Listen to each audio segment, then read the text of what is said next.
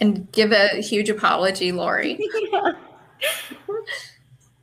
But we do have the 10 minutes in between, so. Mm-hmm.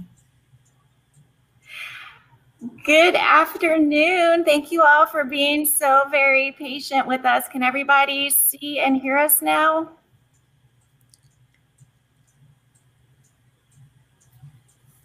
I'm seeing some thumbs up. Yeah, okay. So hopefully you can see and hear us. So I'll just go ahead and get started. Thank you. Okay, good. I see that now. So welcome to our presentation. We hope you've enjoyed your morning, and thank you for joining us here so that we can share with you about our student experience program at Wake Tech. First we want to I'll just introduce everybody who's here with us today. Our technical difficulties were with Maureen, so she is not going to be able to join us today. So Rebecca and I will be sharing what she was going to share with you. But you can see there's quite a few people listed here, and that's really indicative of our program. It's a lot of different people from different areas working together. So Maureen is an associate professor of English and integrated reading and writing, and she's a SEP faculty member. Holly Markovich is an associate professor of mathematics and also an SEP faculty member. I'm Lori Dees. I'm a professor of English, an SEP faculty deputy. Sue Ann Austin is an associate professor of mathematics pre-curriculum and an SEP faculty member. Doug Hummer, who is not with us today but had lots of input on our presentation, is a manager of strategic integrations of curriculum education services, and he is SEP support. Rebecca Berry is senior professor of history and the SEP director. And Emily Holliday is coordinator for e-learning support and an SEP team lead. So good afternoon, everyone. So to start our presentation, we want to get some thoughts on a couple of questions from you. So I'm using poll everywhere for this exercise, and I tried to put this information in the chat, but you might have to kind of go back in order to see that. These are the various ways to access the poll. So the first question on here is for you to think about if you could create a team of departments at your college to improve student success, who would you choose, and type all areas that you would include? And it looks like some of you have already been in there doing that, so that's great. I'll give you a couple of seconds if you didn't actually do that for me.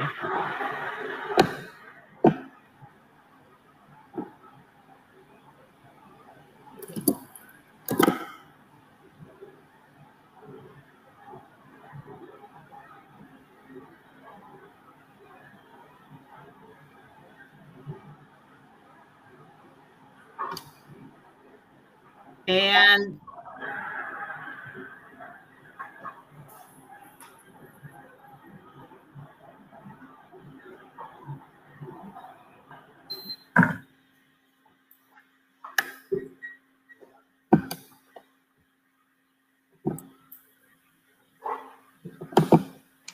Sue Ann, I believe you're mute.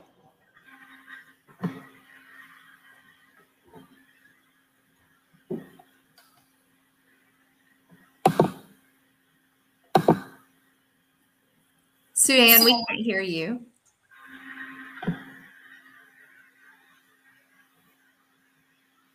I'm sorry. Did you hear anything? I think I had muted myself when we were doing all that other stuff. I apologize for that. So some of you have already been in my poll. I see that. The second question should have come up also, which was about what do you think would have the biggest impact on student success in Gateway Math and English courses at your college?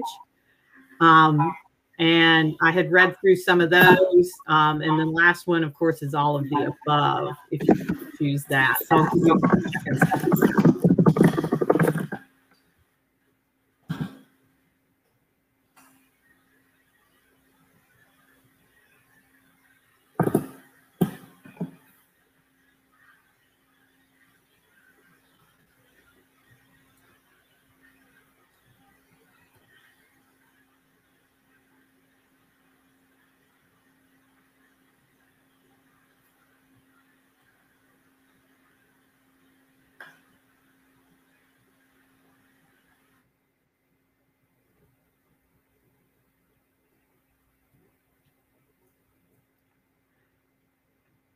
Okay, so what I have here is a word cloud of all the places that are all the services at your college that you thought if you could create a team to improve student success, that you would include these departments. Notice advising and financial aid are really big here. Also see academic areas, coaches, success coaches, career services, TRIO, faculty. So there's a really wide range of areas that you would include.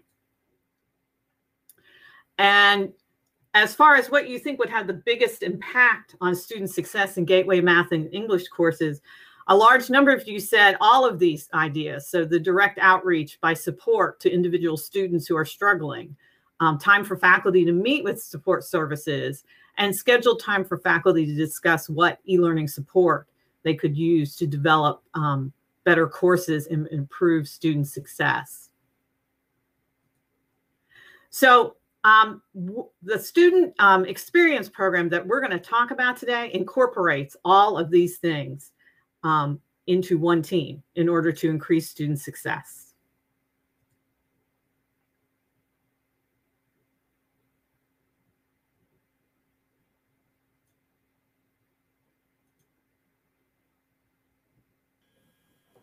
Laura, you're mute. I'm so sorry about that. So what exactly is the SEP? It's our innovative approach to enhancing the student experience to lead to more student success. The SEP offers wraparound student support, and it comes from various areas of the college, as I mentioned when we first started. As part of this initiative, you guys mentioned advising, and our advising is undergoing a redesign to help serve the students better, to work more closely with the students one-on-one during their journey. And the SEP also offers a platform for faculty support from fellow faculty members and other support areas of the college. And as I said too, it's a coordinated effort. So it's not just faculty, it's curriculum education services, effectiveness and innovation, enrollment and student services, all working together to make this happen. And the way we set it up is we have 6 different teams, and those teams are paired with their co-recs if they have them. So we have English 111 and its co-rec as a team, and then 112. And then for math, we have 143, 152, 171, and their co-recs, and then math 172. So we're starting with the courses that the English and math courses that students take early on in their academic careers. Next slide, thank you. So we have a couple of different models for how the team is set up, and faculty members can choose which model they want to participate in. The first model is this partnership model. So this offers an opportunity for cross-divisional collaboration. Faculty who choose to do this particular model work really closely with the support staff on their team and their team lead. And so in this model, underneath the team lead, the support staff includes the faculty deputy, an instructional technologist, a librarian, an ILC tutor, which is our integrated learning center, and then an advisor, and also an instructional designer. So the faculty member is working with those support people to report to them directly what their students need, so that then those support team members can reach out to the students to help them with what their particular needs are. Next slide. So our other model is the direct model. And in this model, the faculty member isn't participating in all the team meetings, but the support staff is still there with the team lead. And these support members have a list of all the students that are involved in the program. And so all those same students that the faculty member would have been reporting on, they are still going to get outreach from all of these people. So they will be reaching out to them to let them know what support services are available to meet their needs. As far as the way the meetings work for any faculty members that are participating in the partnership model, We start out at the beginning of the semester with weekly meetings. So every week we get to meet with our support team and report and collaborate and share. And then about halfway through the semester, we kind of start doing bi-weekly meetings, but there's always weekly outreach through email to make sure that we're getting in touch with everybody who needs something. So these meetings are really nice because it's really just like a one-stop shop for us to get together. We can share things that we're having struggles with, and everybody can say what they think might be a good solution, or maybe they've had the same problem, and they can offer what solutions have worked for them. We're able to talk about and brainstorm with each other about available resources on campus, such as wellness coordinators for our students. We talk about technology. What are some new programs that people are trying that maybe we haven't tried yet? So we're really able to come up with these innovative strategies and share high impact practices. And we're also able to request training. So if there's something we want to be trained on that hasn't been offered before, we can bring that up. And the support staff will see if they can do something for us. And same thing with students. If we think students need something in particular, like a tutoring session for them, then they'll come up and we'll offer the topic, and they'll see if they can create that for us. So it's really a great way for us to proactively target the students who are in need the most, because we're working with them every week. And it's a way for us to directly, all these different people to directly reach out to the students and for them to know that they're really supported. And it also offers an opportunity for our adjunct faculty to get support.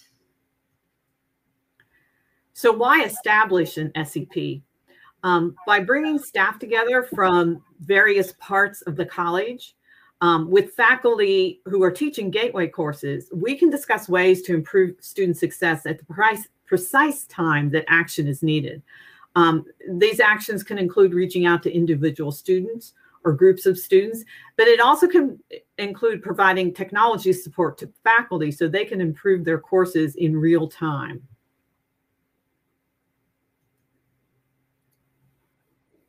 All right. Well, so let's talk about how we created this. Whenever colleges were moving to emergency remote operations, Wake Tech really benefited from most of our faculty being certified to teach online via our EPIC program. We knew, however, that not all faculty and students were comfortable with the shift to online, and that they may need help in the transition. So the Student Experience Program was created to bring together the vast resources our institution has. We are a very large institution using the Cox and Naylor model. And this model uses a direct proactive approach of appreciative and intrusive advising. And while we're not advisors, we seek to develop direct relationships with of support with students. Our teams, we're utilizing our current institutional capacity. So your teams may look very different than what we're looking at right now. From the very onset, we communicated that we were launching and learning, and we'll talk a little bit more about the PDSA cycles later, but we were very free to implement urgent improvements as needed. The key for us was to use active listening to see what resources our students and faculty needed. And for example, when we realized that we didn't have everyone we needed, we had a question about non-academic supports. We had students who were in dire need of counseling. And so we brought in another person from Student Impact, and he provided not only counseling support, but also housing and food assistance as well. And we also provided training for all SEP staff and faculty on aiding students in crisis, as many of our students were during the onset of the pandemic. As a result of these efforts, our program moved very quickly from pilot status to program status. Next slide, please, Sue. All right. As with any program or project that you have, obviously you do have challenges. So we did have challenges that we faced, but we were able to hit those head on. Many of the challenges included time and resources. You have a lot of different faculty with a lot of different schedules. So how do we work around their schedules as much as possible? Obviously, we also started this program during the pandemic. So we already had the COVID-19 impact on virtual resources and trying to be able to expand what we have with the resources that we, were already using.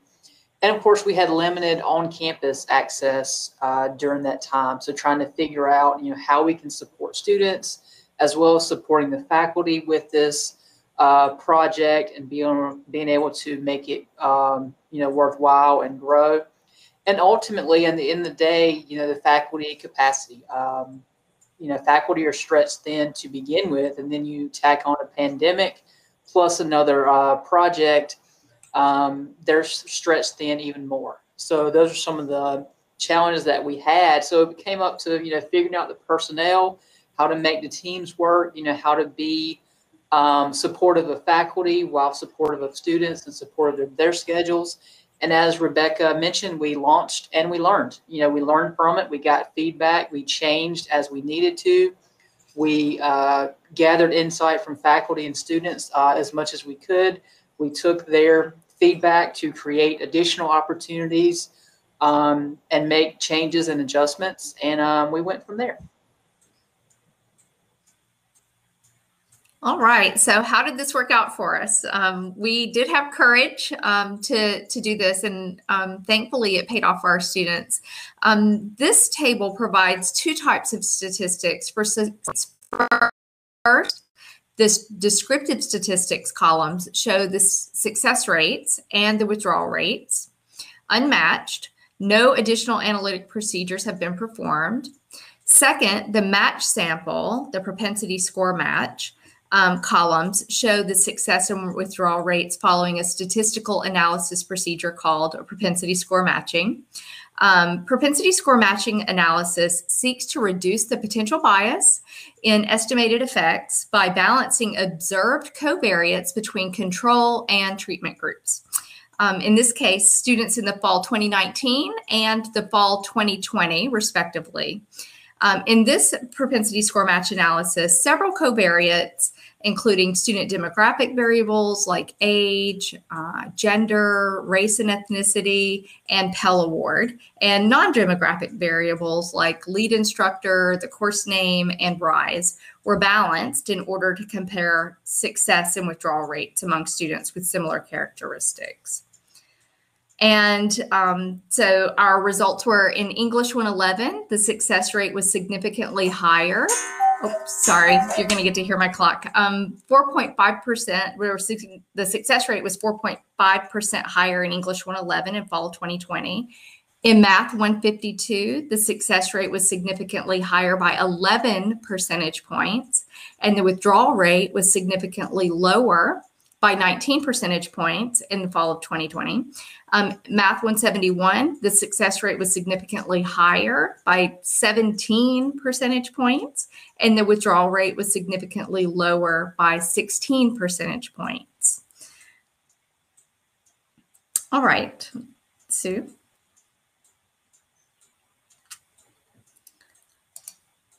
All right, this was going to be done by Maureen, and she had technical difficulties, so I'll take over this slide using her notes.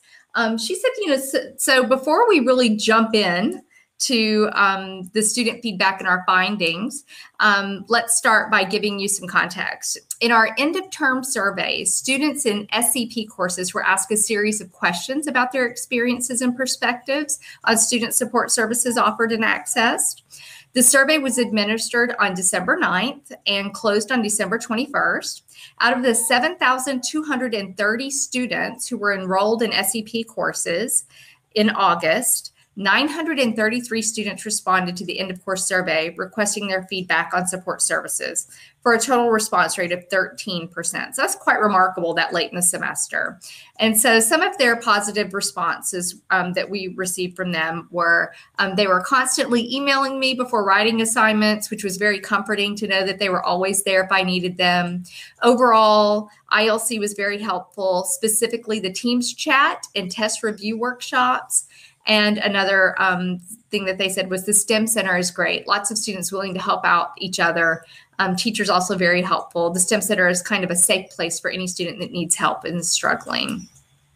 The last comment here really demonstrates how the SCP became more than just a service, but rather a community where students can interact with one another, and get help with each other. Okay, next slide. Sorry, Sue. All right. Overall, I'll take this one, Laurie, since you have so many. Overall, those students who receive services, whether in courses in the partnership or direct model, 8 out of 10 students either strongly agreed or agreed with statements related to improved performance. We've broken down student responses based on gender, race and ethnicity, and Pell status. Here are some perspectives based on gender. As you can see from the graph, female students were more likely by 8 percentage points to strongly agree that support services help to improve their performance, and to agree overall, meaning strongly agree, and agree by 3 percentage points. Okay, Laurie, I'll let you take it from here. Okay, thank you, Rebecca. So this chart here, this graph shows that female students were more likely than male students to strongly agree that support services help them stay in their online courses. That was by 7 percentage points, and they agreed overall by 4 percentage points. This graph here shows the responses from our white or Caucasian population, Black or African American population, and our Hispanic or Latino population. While a slightly higher percentage of Black or African American students strongly agreed that support services helped improve their performance by 1 percentage point, there was little difference in overall agreement among the college's largest 3 racial ethnic groups. Similarly, while a slightly higher percentage of Black and African American students strongly agreed that support services helped improve their ability to stay in their online courses, that was by 3 percentage points, there was little difference in overall agreement compared to white and Hispanic or Latino students. Here you can see a higher percentage of Pell recipients strongly agreed that support services helped improve their performance. That was by 7 percentage points, and to agree overall by 3 percentage points. This graph shows that there is a greater difference between the perspectives of Pell recipients and non-recipients as related to their ability to stay in their online courses.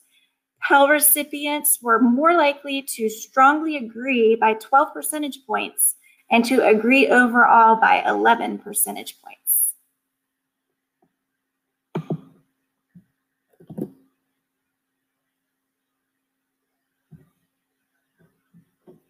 Okay, so faculty in fall of 2020 were also surveyed, and overall, the findings were pretty indicative of how things were going with the students. Over half of the faculty survey respondents believed that participating in the program gave them greater insight into how instructional support staff could provide support to themselves and how they could work as partners in student success. The majority of faculty respondents also indicated that the SEP improved their understanding of the different types of supports and services available to themselves and their students. Next slide. So we received a lot of positive feedback, so I thought I would categorize it a couple of different ways. The first 2 are just, they're not specific quotes, but just general perspectives that team meetings were very helpful in enhancing awareness of and connecting faculty with resources for themselves or for their students. So that connection there was really important, and that team meetings encouraged brainstorming among faculty and support staff that led to identifying solutions to problems that they were encountering. So the general feeling was that the connections and the support that they were receiving directly impacted how they were going to help their students. And then we did have some direct quotes that were very good. Learning who knew how to help me do what I needed to do or locate information that I needed was one of the direct quotes that we had. Being able to bring up concerns and find out how to address them was another direct quote. sharing students' needs with the ILC and brainstorming on how the best way to meet those needs as a result. But we did get lots of feedback from faculty that really spoke directly to how the SEP was impacting the success of their students. Next slide. We also found that we were getting some feedback that gave us an opportunity to grow. And the feedback that we received early on that we wanted to attend to were things like the program was implemented too quickly, or the prior measures that faculty had already been, taken weren't really being thought of, or maybe their ideas weren't as respected as they thought they could have been, or that faculty had already did so much and there was too little time. So as you can imagine, there's always these responses, and we didn't want them to just stay out there. So these were addressed immediately by appointing faculty deputies. We had some faculty proposed products that we attended to in the SEP teams. We began really sharing faculty presentations and just more of an open dialogue of the things that we were doing that were helping students. And these were all implemented based upon some of the responses that we got early on. Thank you, Holly. Yes, I think one of the keys to the success of this project is really our focus on continuous improvement. Like, just tell us what it is, tell us what we need to fix. And as the project director, I had to ensure that we were welcoming a feedback from a wide body of stakeholders. We wanted to hear everyone's thoughts on how we could really help our students, how we could pull it together. I met regularly with the leadership from Curriculum Education Services, Enrollment and Student Services, Effectiveness and Innovation, the team leads, and the team leads gained feedback from their teams. At Wake Tech, we're also very fortunate to have an assessment director and a data scientist. The assessment director created a lot of the graphs that you saw today. And she sent out surveys at the end of each semester and even held focus groups to gain feedback. And we incorporated that into our process each semester. So it started in the summer of 2020. In the fall of 2020, we would implement things. As I said, we also implemented things urgently as we went along. And, as the project director, I also had to step back and tell other people, who maybe, would like to have kind of taken the reins to let the faculty and the team leads and the faculty deputies and the support staff really lead their portions of the project. And really, the leadership primarily just acted to align our processes to ensure that our assessment practices would all be measuring the same actions. But to best engage people in shaping the project going forward, the assessment director and the project director will guide a team in an empowerment evaluation process, which really puts assessment in the hands of the stakeholders. So if you're thinking about implementing something like this at your own institution, something key to this is to let the people who are participating really take ownership and leadership of the project, because that's what we hire people for, is because they're a specialist in their area. Some other results of the innovations that were developed by the teams, which is really, I think, a testament to people taking ownership of the project rather than it being guided by one person. Like I said, the empowerment evaluation, also 10-minute tutoring that we implemented with collaboration between the ILC and some English faculty. Drop-in virtual tutoring for all of the math courses that we support. That has been very successful, and it's offered on the weekends and at night. And that was at a request by the ILC people who oversee that. And then also we had bubble up out of one of our team meetings, peer mentoring. And so now we're looking at potentially launching that in the future. We're working on it now to plan for that process. So those are some of the lessons that we've learned and some of the plans that we have as a result of that.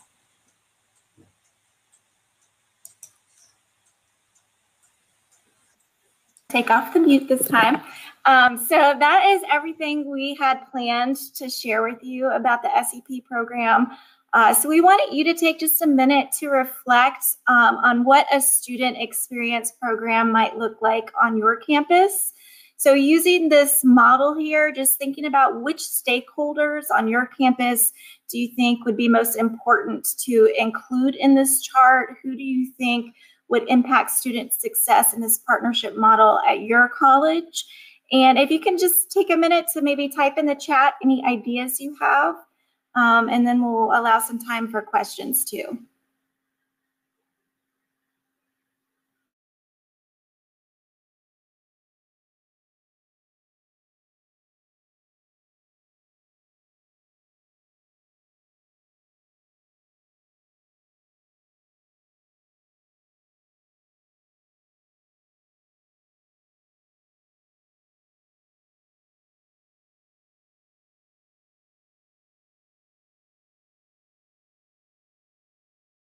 I know some of our partners at Durham Tech that are in the attendees section have some great student support resources. I'm anxious to hear who the Durham Tech people would include in an SEP if they were to launch one. Oh, and Lori, I'll let you take that question. Catherine Lee says, can you mention a little more about the 10-minute tutoring? That's something Lori's implementing in her class. So. Yeah, that was, we're kind of doing a pre-pilot this summer. We're planning on piloting it full in the fall with several instructors. But for the summer, we just wanted to test it out and kind of, iron out some of the kinks before the fall got here. So it is myself and one other faculty member right now, along with 2 of our ILC English tutors. And we have times throughout the week, during the day, in the evenings, on the weekends. So we each kind of take a shift, and students register. They can register up to 15 minutes before a time slot is available. So we just have 15-minute intervals so that we can talk with the students for 10 minutes and then help whoever has signed up for the next time slot. So for instance, I'm on Sundays from 6 to 8. So students can sign up 6, 6:15, 6:30, so on. And I'm there to help them with any quick questions they might have. So, it's not for any big kind of overhaul of a paper, but questions that can specifically be answered in 10 minutes. A quick grammar question, a quick formatting question, a quick citation question. So we're there at those different times where students can just kind of pop in and get some help. And if it is something that they don't understand, might take a longer session, then we direct them to the longer sessions that they can get through the ILC tutoring and also through our Real Center tutoring, which the English department runs. So I hope that answered your question. If not, let me know. And I want to add to that, Lori, that the premise behind it was in the literature, it says that if a student attends 10 or more tutoring sessions in a semester, that they will be more likely to be successful. And, for our students who are already strapped for time, an hour-long session is, or 10 hours of tutoring sessions are probably unrealistic for us to be able to get them to be more successful. And so, and not only that, sometimes they weren't even using the whole hour-long session. And then we weren't able to serve all the students we were able to serve. So this was really a test to see if, students came 10 times to these short tutoring sessions with and we're assessing it as well. We have forms to fill out, after every session, but would they be more successful than a student who say, went to 1 hour-long session, or students who didn't come to any sessions at all? A couple of extra questions. So math is doing drop-in tutoring. So that's where English got the idea to do it. So math is open and students drop in, and the math people or Rebecca can talk a little bit more about that. But for English, it's just one-on-one because we felt like that was the kind of support the students needed for those types of questions. We may open it up to more drop-in in the fall when we evaluate how everything went. But yeah, I'll let you talk about the math, Rebecca. Actually, I could talk about math if you want me to. Great, Sue. The ILC created a Microsoft team just for Math 171 students. and I think they're doing it for other math courses now. And they have specific time. Yes, and 172 also. They have specific times every day and some on the weekend where students, a team meeting comes up and they can just drop in and ask questions all they want. They also, on that same team, they have those sessions. And then there's also a drop-in tutoring channel where an ILC tutor, if they have time, nobody has scheduled them, they'll just go on there and announce to the students, I'm here if you have questions.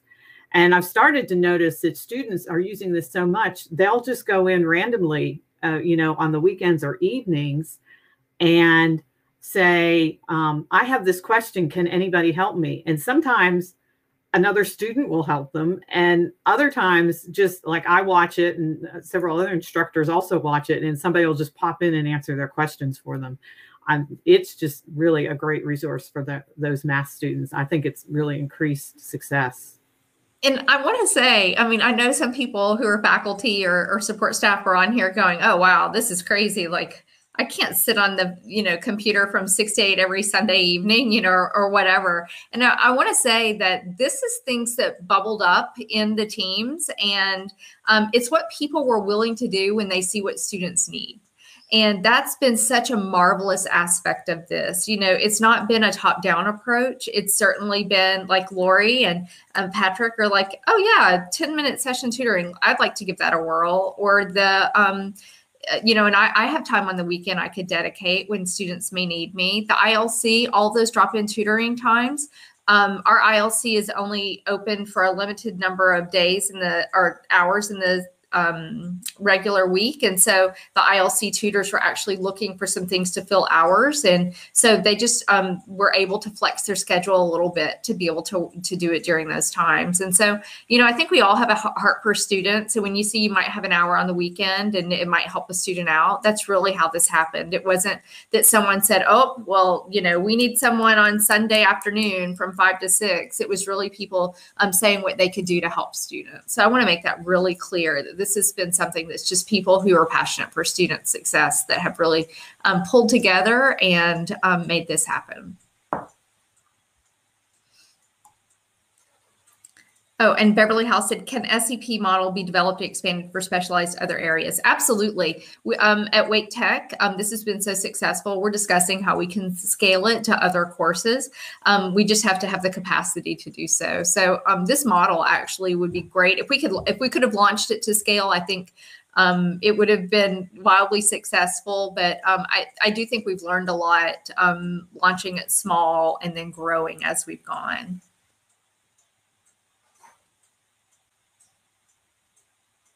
Any other questions? Do any of our speakers have anything else they would like to contribute? Emily, you worked on a really interesting project this year. Maybe you want to talk about that, about the student expectations video? Yeah, sure. So I was a team lead with English 111 faculty the past couple semesters, and I also work in our e-learning support and instructional design area. So one particular project that came out of it was faculty wanted to, as much as possible, provide information to students as early as they could in a course to let students know the expectations of what it means to be successful in an English course. So I reached out to, all the faculty that were involved and said, hey, if I'm a student taking your class, what are some of your sort of guidelines or your topics that you would provide to me to say, hey, this is a list of things you need to do in order to be successful in this course, which, involves, making sure you're logging into the course early and often. That writing is a repetitive process. You write a draft, you submit it, you get feedback, you write another draft, and you keep going. Making sure you're reading instructions carefully, making sure you're paying attention to your emails from the faculty members. So I gathered that feedback from the faculty. We worked together, created a script, and then recorded a video that was then provided again to faculty to share in all of their courses. They could post that, hopefully course watch this video and say, and get something out of it and recognize what the expectations are to be successful in a course. That's what's really great about this whole thing is when you go and you say, I could really use this, and then someone runs with the idea and gets all of the input from everybody that it's going to affect. And her video is great. I think many of us are going to add it. I've already added it to my course, and just to have that support staff there to collaborate with and get things specific to what you need is really great.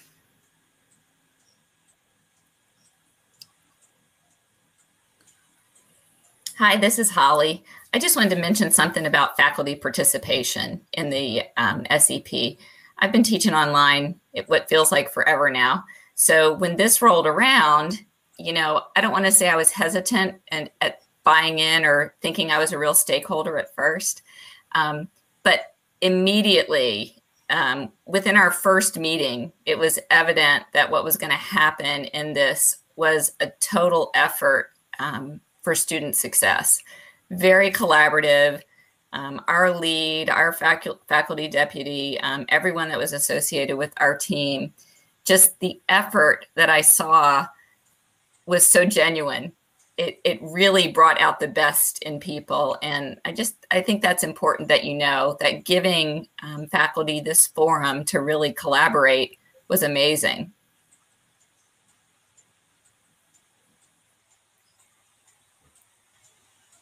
Thank you, Holly. Well, I think we're about out of time. Does anyone have, I'm sorry, Lori, I should let you call the end of it. Yeah, but does anyone have any other questions before we conclude? We could go on all day. Just give us a chance.